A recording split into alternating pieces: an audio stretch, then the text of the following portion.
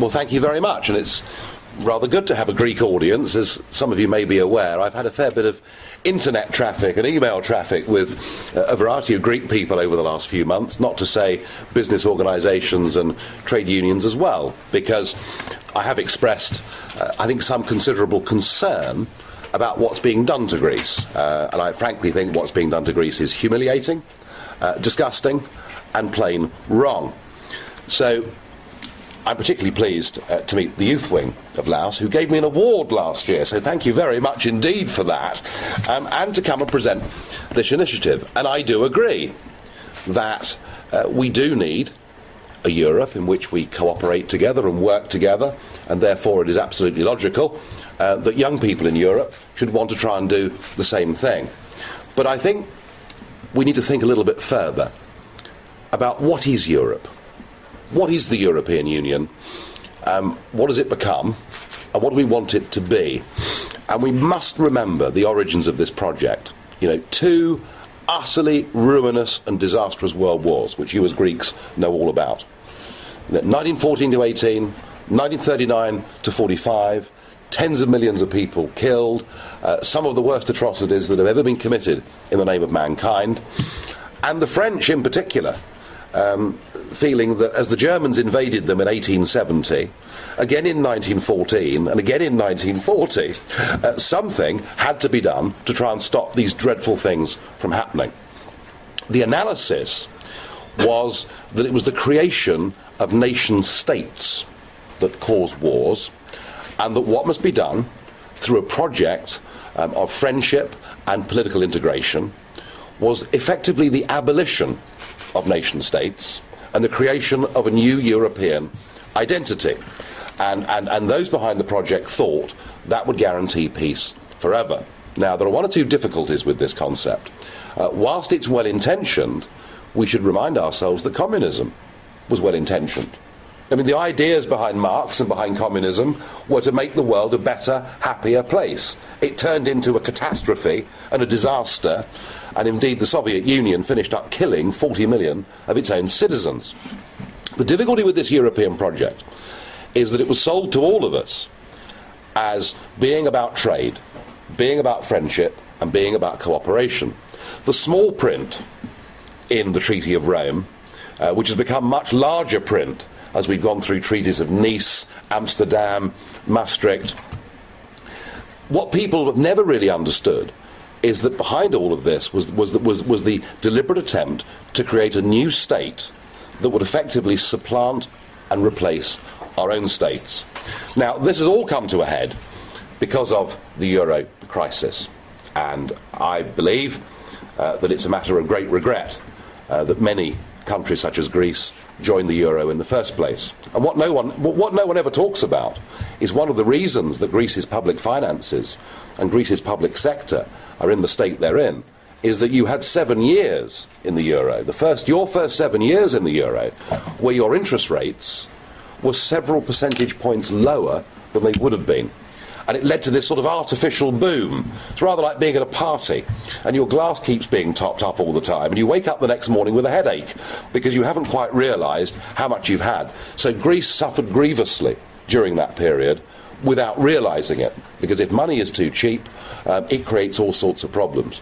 But you're now in this position where, as a result of the bailouts and as a result of the conditions that are being imposed upon you, I think two things are happening. The first is that in democratic terms, the country that actually invented democracy, which is you guys, have now, and you should be very proud of that too, the country that invented democracy now finds itself, I'm afraid, reduced to a state where your Prime Minister, Papandreou, was effectively removed and replaced by a placeman, and where the Troika arrive in Athens and tell your current government what they may or may not do. That is, frankly, in democratic terms, humiliating.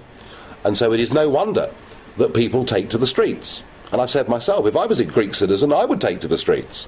Because the whole point about democracy, and the reason democracy works, is that it acts as a safety valve.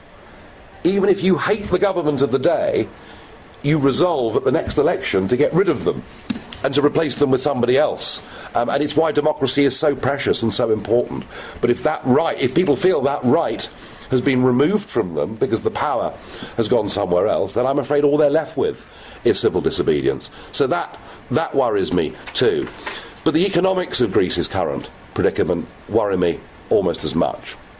If we think back to previous recessions, if one thinks of the 1930s, buddy, can you spare a dime, in America, and in England we had the Jarrow marches, where unemployed men marched from the north of England to Parliament to say, please, we must have work or we can't feed our children. If I look back at Britain's worst ever economic period, our economy contracted by 10% from the beginning of the crisis to the end of the crisis. The Greek economy has contracted by just over 15% in the last 5 years. The worst news is, if we look at the fourth quarter of 2011, we see that rate of decline has now accelerated to an annualised rate of 7%. So by the end of this year, the Greek economy will have contracted from top to bottom, from 2008 to the end of 2012, by something like 25%. This is impossible. This is completely and utterly impossible. You already have 50% youth unemployment. 1 in 4 private businesses has gone bust. And the medicine that you're being made to take is more austerity. So you're in a deflationary spiral and you're being told to take yet more punishment. And this is happening because Merkel and Sarkozy and the others are desperate to preserve the euro and to preserve the European project. So you're to be sacrificed. You don't matter. Greece doesn't matter. The people of Greece don't matter a damn compared with the well-being of the euro project. And I think, frankly, what you have been made to sign up to is going to destroy you completely economically. I think it is as grim as that. Now, the question is, what are the alternatives? And alternatives are very, very difficult. I remember when Argentina was pegged against the dollar, she found herself in a really impossible position. But the day before, in 2001, the Argentinians broke the peg with the dollar. Something like 80% of Argentinians wanted to keep the peg and didn't want devaluation. And the situation in Greece today is the same, that most people in Greece want to stick with the euro and not go back to the drachma. And the reason is that if you go back to the drachma overnight, your money is going to be worth 60% less overseas than it currently is. And that is a very bitter and a very unpleasant pill to swallow.